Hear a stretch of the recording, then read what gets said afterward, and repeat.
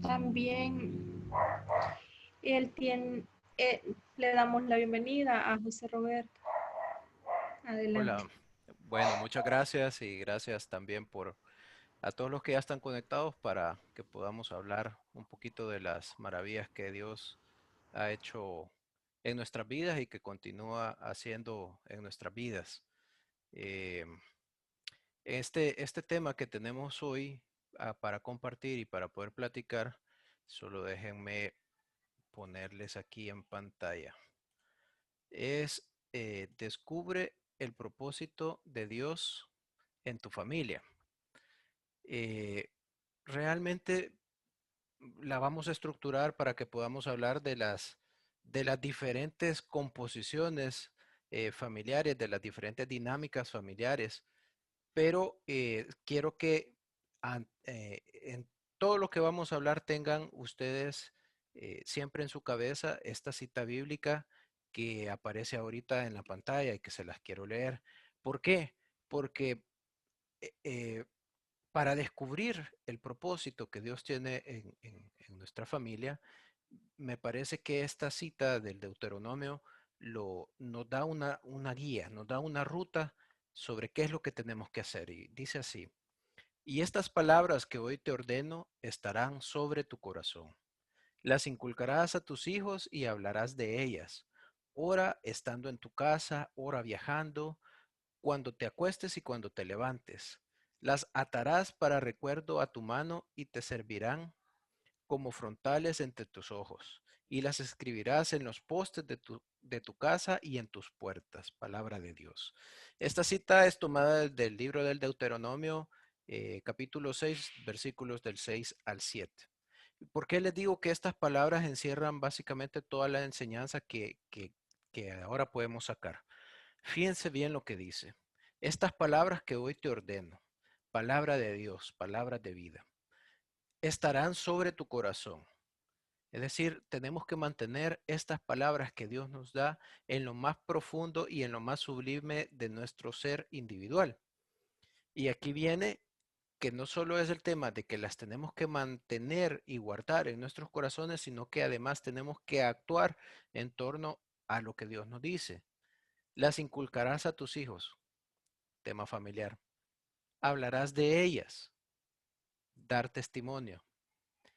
Ora estando en casa, nuevamente, tema familiar.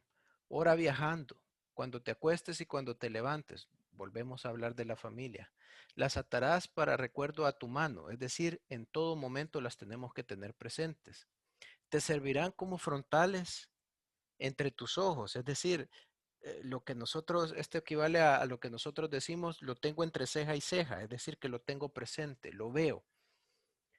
Lo escribirás en los postes de tu casa. Nuevamente, casa igual a hogar. No siempre, pero en el caso de matrimonios católicos, casa es sinónimo de hogar. Y en tus puertas. Entonces, estas palabras son las que tienen que resonar en todo momento, en toda ocasión, porque a través de ellas es que realmente vamos a poder descubrir cuál es el sentido o el propósito que Dios tiene para nuestras vidas. Entonces, comencemos hablando de las diferentes dinámicas familiares. En primer lugar, hablemos del hogar. Ok, tu hogar. Comencemos diciendo que el propósito que Dios tiene para tu familia es que sea una comunidad de amor. Ese es básicamente el propósito. Así se llama la prédica. Y desde ya les estoy diciendo el final, porque no es nada del otro mundo. Lo que Dios quiere es que nosotros en el seno de nuestros hogares seamos una comunidad de amor, en semejanza a la comunidad de amor que es el mismo Dios trinitario, el Padre, el Hijo y el Espíritu Santo. Como les digo, no existe ningún misterio acerca de lo que Dios quiere para nuestras familias. Quiere que nos asemejemos a esa excelsa divinidad de la Santísima Trinidad. No es ahí realmente donde está el dilema, no es ahí donde está la complicación. Ya sabemos qué es lo que necesitamos o qué es lo que Dios quiere, qué es lo que Dios espera. La complicación viene cuando queremos poner en práctica esta misión en la convivencia familiar, en el día a día, en las cosas que tenemos que a diario hacer. ¿Cómo vivimos en esa comunidad que nosotros llamamos familia para asegurarnos la santificación de todos los miembros? Ese es el propósito, comunidad de amor. Y a través de esa comunidad de amor que cada uno de los miembros que conforman la familia se santifiquen. Y aquí estamos hablando no solo del núcleo familiar que puede ser los esposos y los hijos, no. Pensemos en la cita que leíamos anteriormente, abarca a todos los miembros de un hogar, porque la dinámica familiar encierra varios componentes. Primero que nada, los individuos que conforman la familia como tal. Esa es la primera variable, si lo queremos llamar así, los individuos. Cada persona que es un individuo tiene sus propias características, sus propias debilidades, su propia forma de ser, sus propios gustos, cada uno de ellos. ¿Ok? Y esas son realidades. Tenemos que aprender a entendernos, tenemos que aprender a conocernos en las interacciones. Ese es el segundo elemento, las interacciones familiares. ¿Cómo nos comunicamos? Hay personas que son sumamente expresivas, hay otras que no hablan mucho, hay personas a las que les gusta estar un poquito alejadas, hay otras que necesitan tener a alguien siempre cerca. Esa es otra característica. Y además, luego están las características o las dinámicas en cuanto a los quehaceres de los miembros de la familia. Los adultos trabajan, los niños estudian. Si hay, y como les digo, pensemos en la familia ampliada, ¿verdad? Abuelos, tíos, cada uno con sus particularidades, con sus responsabilidades.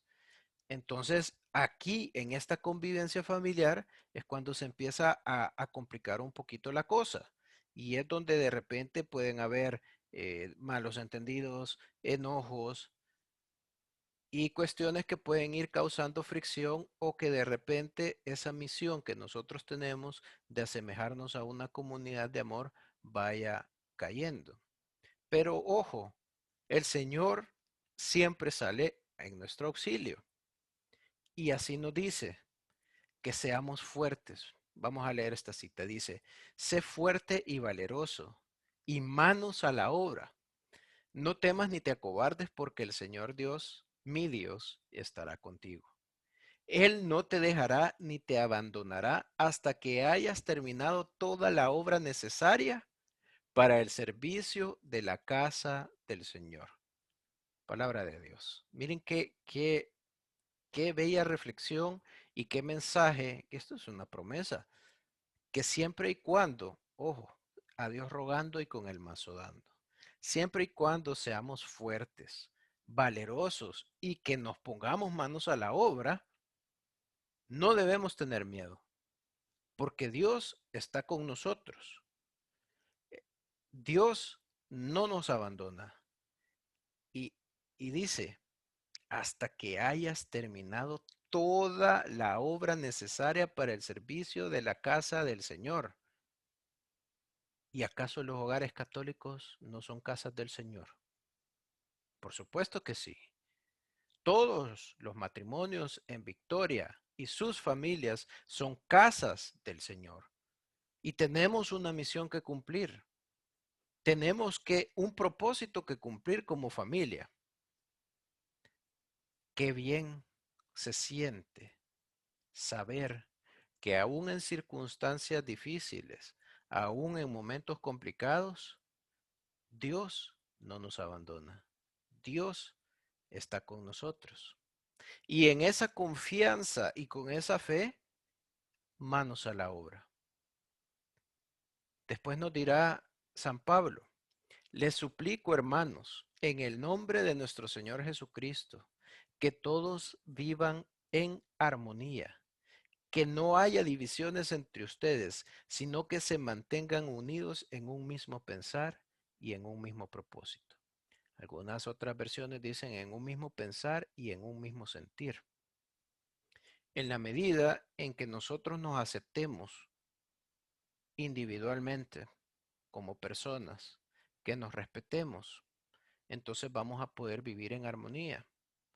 Sí, se puede vivir en armonía, aún con niños pequeñitos, con su ruido, con su bullicio, con su energía, aún con nuestros padres, suegros, suegras, se puede vivir en armonía, siempre y cuando seamos de un mismo pensar y de un mismo sentir, de un mismo propósito, que todos actuemos en función de santificarnos a nosotros a través de nuestro hogar. Nuestro hogar. Este es uno de los elementos, y si ustedes se fijan en la imagen que tienen en pantalla, ven que en el centro está ese hogar y que hay muchos ejes o muchas variables que lo conforman, que lo alimentan. Todas están unidas entre ellas y todas conforman la unión familiar. Todas confluyen para que ese propósito que Dios tiene en nuestras vidas se cumpla. Ya hablamos del hogar. Vamos a hablar ahora del matrimonio. Bien, el matrimonio es el motor de la familia. Por tanto, ese motor debe permanecer en perfecto estado de funcionamiento. Tiene que mantenerse, cuidarse, repararlo cuando tenga problemas y no pueda andar y fortalecerlo en todo momento. Si la familia es la base de una comunidad, y antes decíamos la familia es la base de la sociedad y como que eso se ha ido perdiendo poco a poco. Si la familia es eso, entonces el matrimonio es la base de la familia. Esa unión entre hombre y mujer que piensan, que sienten y que tienen un mismo propósito en común es lo que hace que el matrimonio, perdón, lo que hace que la familia funcione, lo que hace que la familia permanezca unida. Por lo tanto, el matrimonio tiene que, lo que les pongo ahí, mantenerse, cuidarse, repararse y fortalecerse. Palabras de cariño, palabras de cuando las cosas están mal, no hay nada mejor que saber que hay una persona que te está escuchando, que hay una persona que te comprende, que hay una persona que te apoya. Y qué mejor persona que esa que Dios te regaló para vivir y hacer vida en común, para vivir en las buenas y en las malas, en la salud y en la adversidad, en la prosperidad y en la escasez. Qué bien que sea esa persona la que está a tu lado en todo momento. Y es que no puede ser de otra forma, queridos hermanos, no puede ser de otra forma. Es importantísimo que nosotros a nuestro matrimonio lo mantengamos siempre, lo mantengamos como debe ser. Palabras, les repito, palabras de cariño, palabras de consuelo, palabras de afecto, demostraciones de afecto son básicas.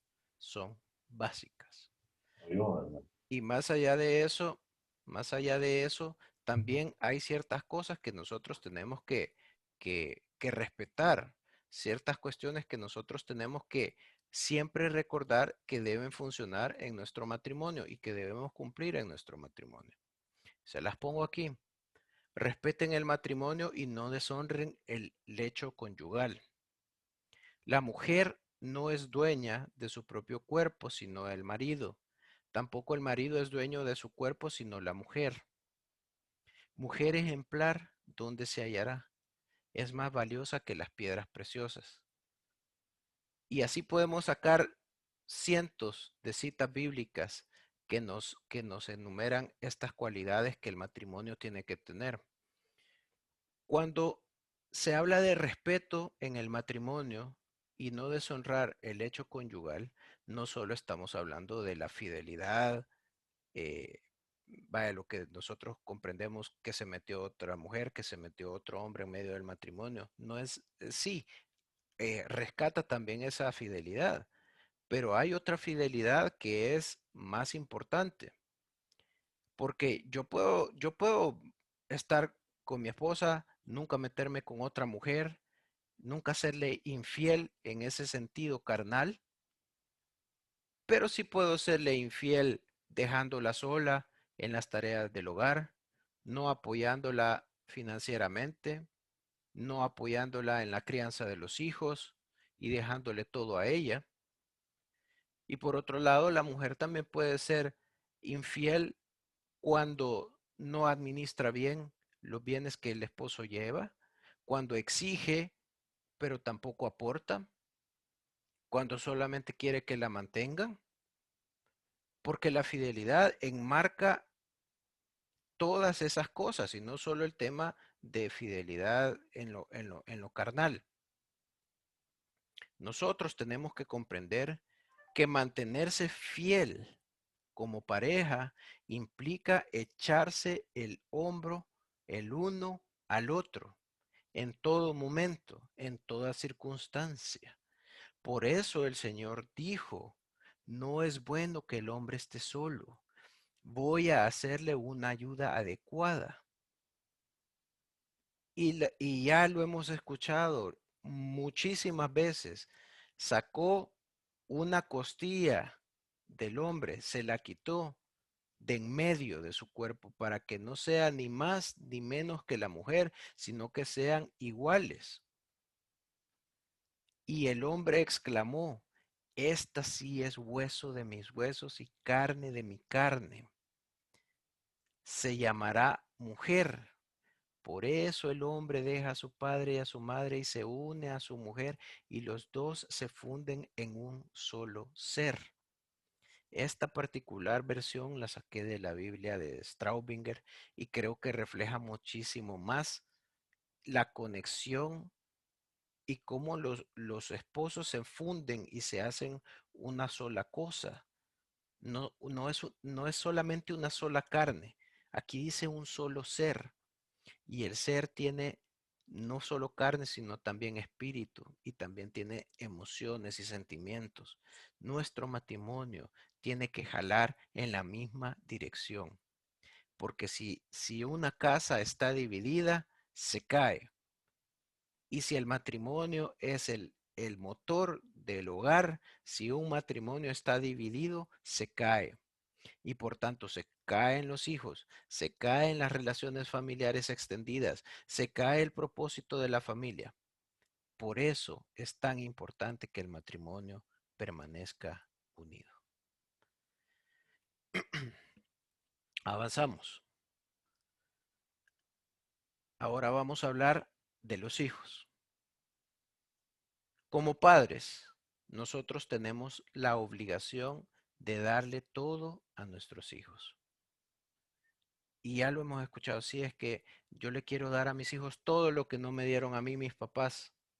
Una frase muy común, pero que a veces la tomamos a la ligera y realmente no logramos profundizar en lo que de verdad importa y en cuanto a la obligación, que es darles todo, porque no son solo cosas materiales, incluye por sobre todas las cosas darle amor a nuestros hijos, mostrarles afecto, decirles, te amo, hijo, hey, te amo, que tengas un buen día. Bueno, hoy cuando vayan a la escuela otra vez, ¿verdad? Porque, o de repente si ya nos toca salir, te amo antes de salir de la casa. Eso vale muchísimo. Eso va permeando como una pequeña gota de agua cada vez que usted le dice y le afirma a sus hijos que usted los ama. Esa gotita va permeando y esa gotita se va quedando en el corazón. Pero es un amor ordenado. que también incluye disciplina, incluye educación, incluye valores, incluye protección, que los hijos se sientan protegidos, que los hijos se sientan que pueden ser las personas que están destinadas a ser desde pequeños. Eso, mis queridos hermanos, eso es una obligación fundamental de padre y de madre. Le voy a comentar algo aquí. A Santi no le gusta dormir solo y con la luz apagada. Y un día tuvo una pesadilla muy fea. Al siguiente día, bueno, pasó la pesadilla, le dijimos, no, mire, fue un mal sueño, no se preocupe, eso solamente es un sueño.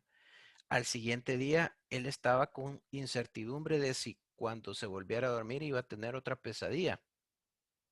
Y quería quedarse conmigo, quería estar conmigo. Y entonces, papi, ¿y si tengo otra pesadilla? Entonces le dije, no se preocupe, hijo, no va a tener una pesadilla, otra pesadilla. Confíe en mí y confíe en Dios, que va a poder dormir bien. Un niño de 3 años y 9 meses. Pero miren, ¿cómo le habrán quedado de grabadas esas palabritas en su cabeza que ahora de repente y de la nada me dice, se las dije una vez y ahora de repente y de la nada me dice, papá, confío en ti y confío en Dios? Yo me quedé, wow, eso, eso también es parte de ser padres. Y cada uno conoce a sus hijos, cada uno conoce cómo les puede llegar, cómo les puede entrar.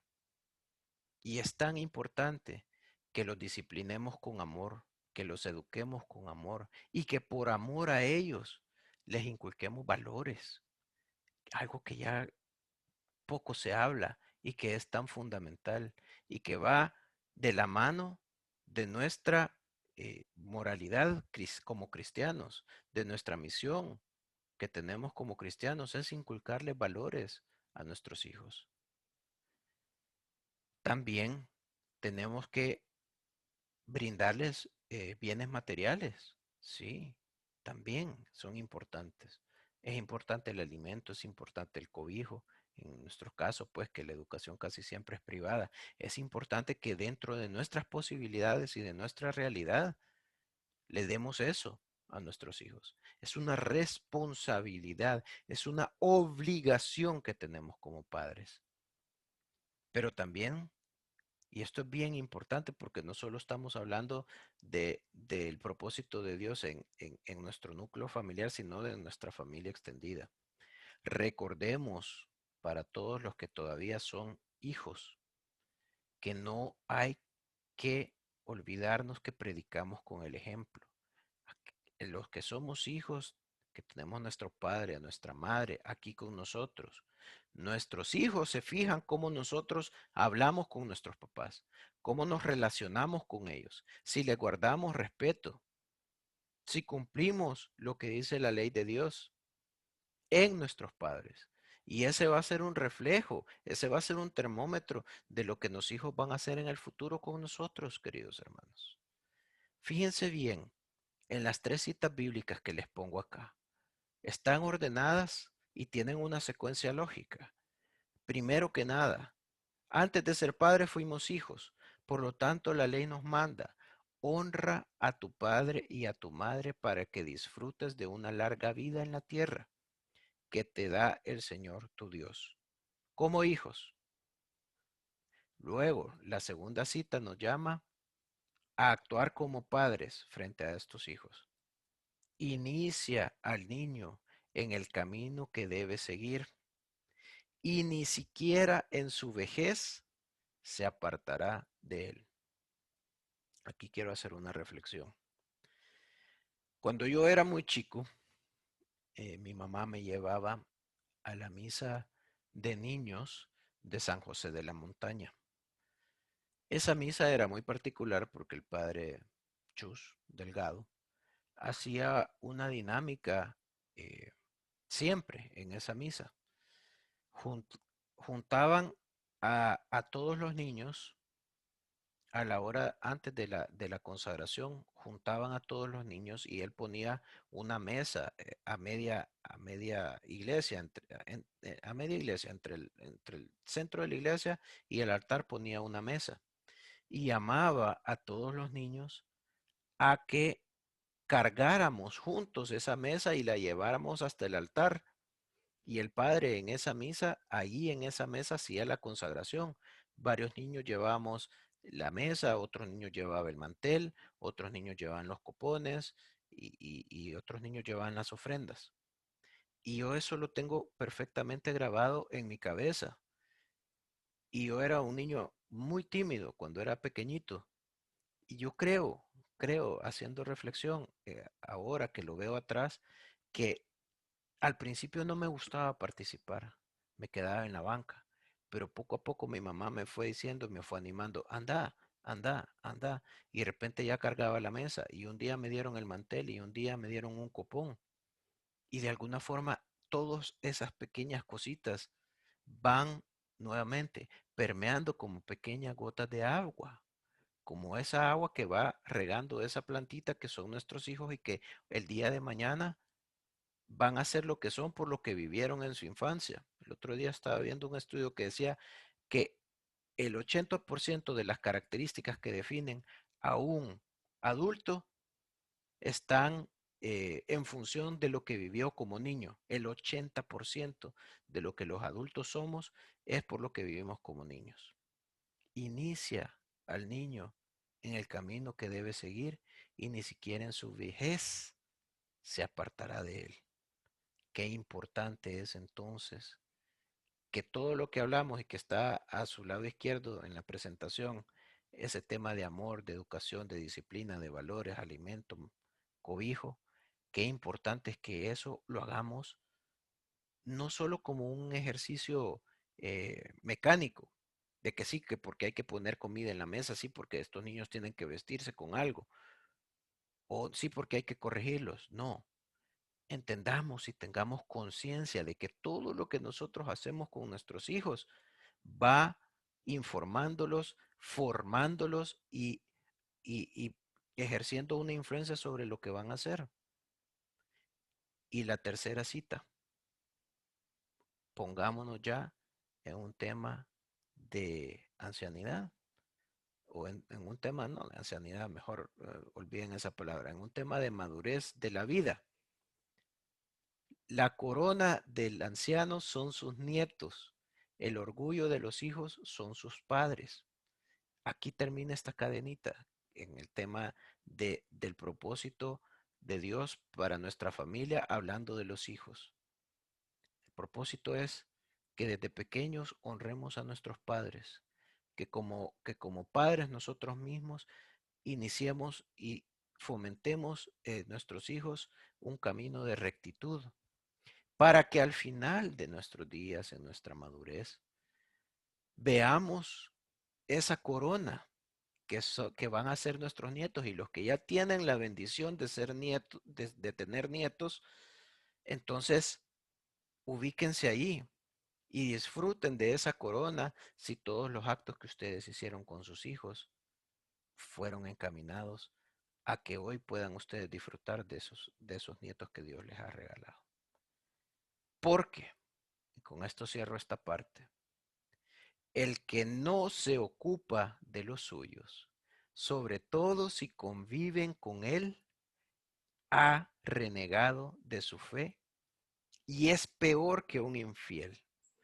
¿Qué palabras más profundas y qué palabras más radicales las que nos da San Pablo en la primera carta a Timoteo? Y nos hace pensar, ¿estamos haciendo todo lo que podemos para ocuparnos de los nuestros? ¿Estamos haciendo todo lo que está en nuestro alcance? ¿Estamos siendo la mejor versión de hijo, la mejor versión de padre, la mejor versión de abuelo? ¿Nos estamos ocupando realmente de los nuestros? Porque si no lo estamos haciendo, es como que hubiéramos renegado de nuestra fe. Es como que seamos peor que un infiel. Duras palabras que nos tienen que hacer reflexionar, porque dentro de todas las responsabilidades que podemos tener en un hogar, la responsabilidad de los hijos es de las más fundamentales. Nos movemos y ahora vamos a hablar de la dimensión espiritual, nuestra relación con Dios. Tiene varias aristas también. Bueno, comencemos diciendo que tenemos que buscar activamente a Dios en todo momento y sin descanso. ¿Cómo buscamos a Dios en la familia? Tiene tres aristas, una o tres dimensiones, si lo queremos ver así. Una dimensión individual, una dimensión en pareja y una dimensión en familia. Tenemos que buscar a Dios individualmente, con nuestra oración, con nuestra participación, ahora que ya se va pudiendo en los sacramentos, en perseverar en la lectura de la palabra. Nadie puede amar a quien no conoce y solo a través descubriendo a Dios, a través de nuestra historia personal de salvación y la historia de salvación del pueblo de Dios, solo así podemos irlo conociendo. Fíjense que antes de la reunión estaba hablando con un amigo y estábamos hablando precisamente de esta parte. Y le decía, hoy, gracias a Dios, en mi día, todo fue saliendo a la perfección. Tuve un día como que no había tenido quizás en los últimos 5 años. Todo salió de la mejor forma que podía salir. Tuve que ir a la Corte Suprema de Justicia, ahí nunca hay parqueo. Encontré parqueo. Iba sin cita a arreglar un problema que tenía y no estaba seguro de si lo iba a poder resolver. Ni siquiera estaba seguro si me iban a atender. Me atendieron. Resolví el problema. Todo bien. Estaba ahí a las 8 de la mañana. A las 9 de la mañana tenía una reunión. Llegué a las 9:05. De esa reunión salí al Ministerio de Trabajo, al Ministerio de Hacienda a las 11:30. En el Ministerio de Hacienda nunca hay parqueo, siempre está lleno. Encontré parqueo, no estaba llena colecturía y no estaba llena la oficina a la que después tenía que ir. Todo salió a la perfección. Después fui a mi oficina, estuve trabajando, vine a mi casa, tuve que ir otra vez a la oficina, estaba buscando unos papeles que se me habían perdido, no los encontré, pero de repente encontré mi computadora vieja que un día de la nada dejó de encender. Entonces dije, bueno, en lo que estoy moviendo todos estos papeles, voy a ver qué ondas con la computadora. Encendió y ya funciona otra vez. Todo salió como tenía que salir. Tenía una reunión a las 5 que me podía trazar para la prédica, salió en su justo tiempo. Y cualquiera diría, bueno, todas las cosas me salieron bien ahora, pero hay una reflexión más profunda que podemos sacar de esto. Si yo estoy tratando activamente de pensar y mantener a Dios en todo mi quehacer, en el día a día, de recordarme que Dios me está viendo, que Dios está conmigo, porque de esa forma yo puedo percibir y atar cabos que todo lo que me salió bien hoy es porque Dios me lo ha regalado, es porque Dios me regaló un buen día. Pero eso solo se puede hacer si busco a Dios activamente. Eso fue individualmente. En pareja, no descuidemos la oración en pareja, el rezo del rosario, el rezo de la coronilla, que lo podemos hacer todos los días a través de la página de MEV. Esto nos ayuda, nos compenetra. Y luego viene la responsabilidad en familia. Nuevamente les doy un ejemplo. Jamás en mi vida hicimos, por ejemplo, con mis papás, la corona de Adviento.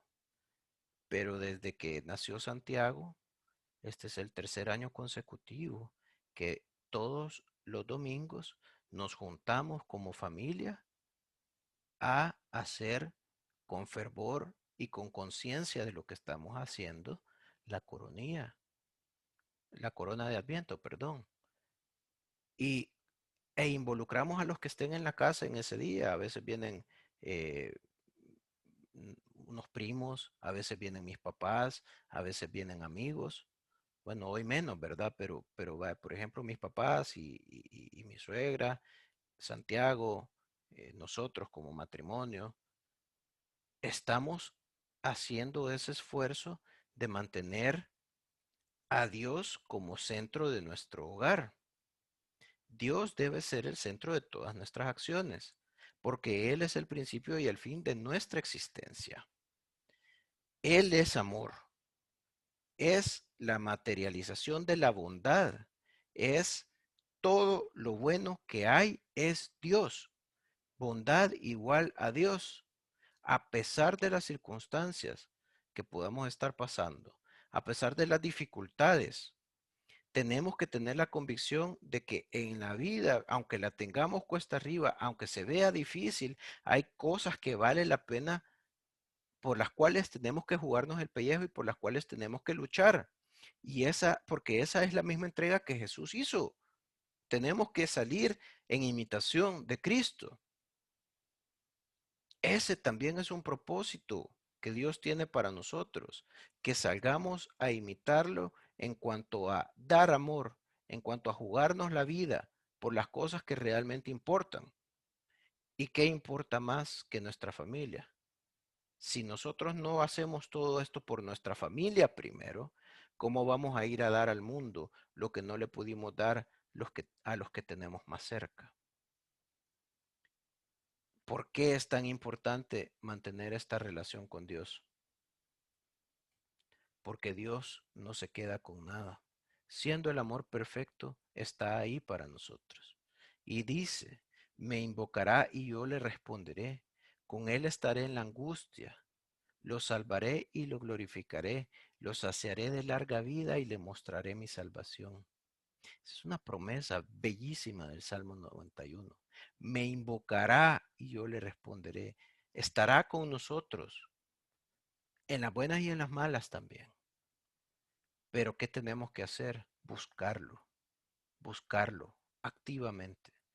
Señor, ¿a dónde estás? No tardes, no tardes en socorrerme. Porque dice, busca al Señor, busqué al Señor y Él me respondió, me libró de todos mis temores. Y luego dice, pidan y se les dará, busquen y encontrarán, llamen a la puerta y se les abrirá. Y luego, alégrense en la esperanza, muestren paciencia en el sufrimiento, perseveren en la oración. Si es que aquí está el todo, aquí es impresionante cómo la Biblia es un mapa perfecto para llegar a la santificación. Es un mapa perfecto para navegar en las tormentas. Es un mapa perfecto para encontrar los tesoros más sublimes que Dios nos puede dar. Aquí está todo. Pero lo más importante, queridos hermanos, lo más importante, busquen primero el reino de Dios y su justicia. Todo lo demás se les dará por añadidura. Pero esa búsqueda del reino de Dios y su justicia la tenemos que hacer desde nuestra condición personal, desde ahí donde el Señor nos sembró. Y si nos dio la bendición de hacerlo y buscarlo a través del sacramento del matrimonio, pues es desde ese lugar donde lo tenemos que buscar, no desde otro. Tenemos que buscar a Dios y su justicia desde el sacramento del matrimonio, porque esa ha sido nuestro llamado. Los sacerdotes y las religiosas lo hacen desde su condición, a través del sacramento del orden sacerdotal. Cada uno de nosotros tiene esa particularidad de que nosotros hemos escogido, porque nadie nos obligó a casarnos, porque a los sacerdotes nadie los obligó a hacerse sacerdotes, pero desde esa condición que nosotros mismos, libre y voluntariamente, buscamos, ahí tenemos que cimentar nuestra relación con Dios para que después podamos ir más allá. Bien, ya hablamos del hogar, ya hablamos del matrimonio, ya hablamos de los hijos, ya hablamos de nuestra relación con Dios. Pero esa relación con Dios tiene que rendir frutos, esa relación con Dios debe ser fructífera. Y por tanto, ahora vamos a hablar de tu comunidad.